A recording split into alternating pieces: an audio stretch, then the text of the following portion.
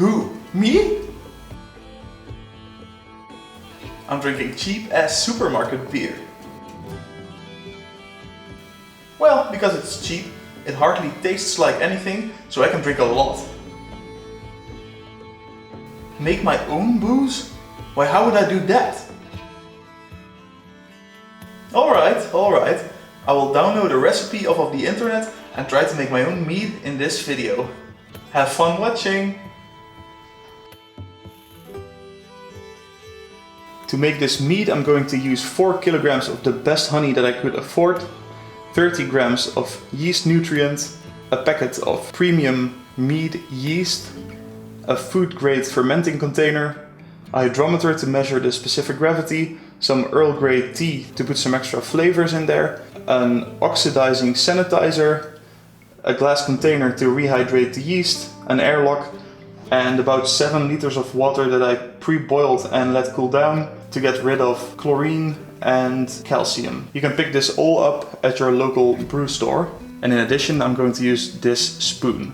First, I'm going to make the sanitizing solution by adding the sanitizer to this bucket of hot water. And then mix it up with this spoon. I'm going to use this solution to sanitize everything that comes into contact with the meat, including all the equipment.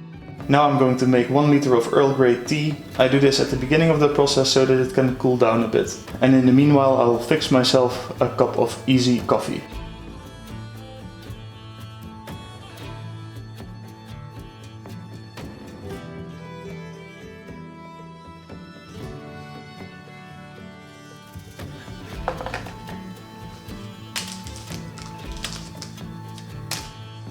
I'm using Twinings original Earl Grey tea. It's the absolute best Earl Grey tea that I have ever had. Now I will set this aside for a little bit so it can steep, and in the meanwhile I will prepare the fermenting bucket.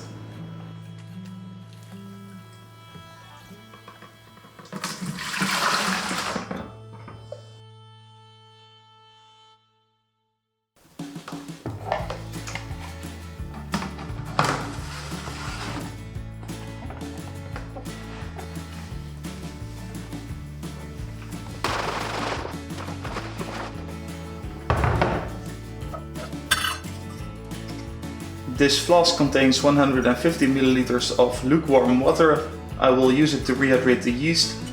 Therefore I will add some yeast nutrient to the flask and the yeast itself. And after a few minutes it should start foaming. That indicates that the yeast is still healthy and alive.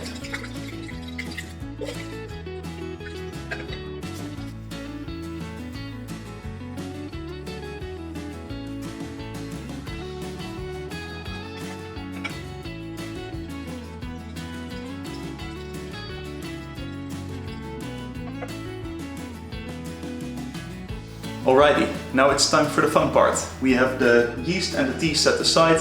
The yeast is nicely rehydrating and the tea is getting nice and strong. We will add this bucket of honey into the fermenting bucket, add some water, add the yeast, add the tea, mix it all up and get the fermentation going.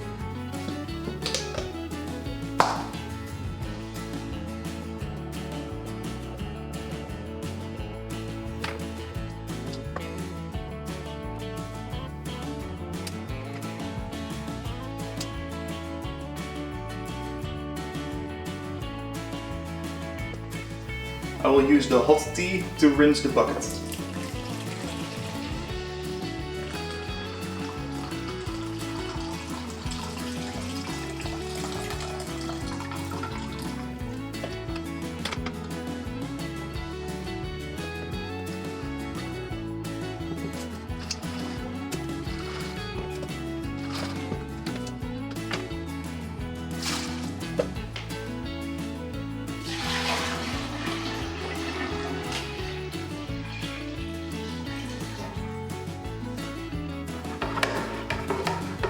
This mixing has two purposes. The first one is to get the honey mixed in with the water.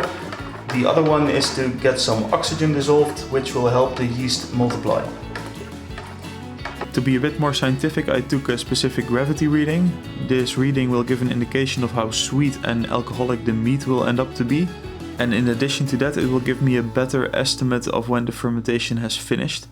The reading shows 1.120. That means that this mead will be high on alcohol and very sweet. The yeast looks hydrated. It has a nice frothy layer of foam on top. Let's add it to the mixture.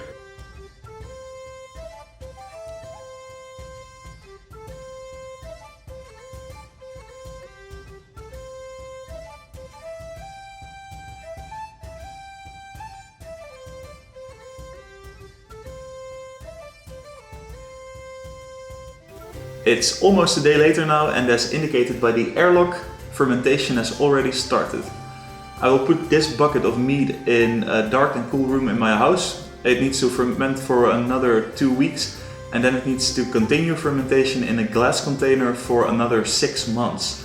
6 months is a really long time, so I will update you about this batch in 4 weeks, and at the same time show you how I bottle a 6 months old batch of mead.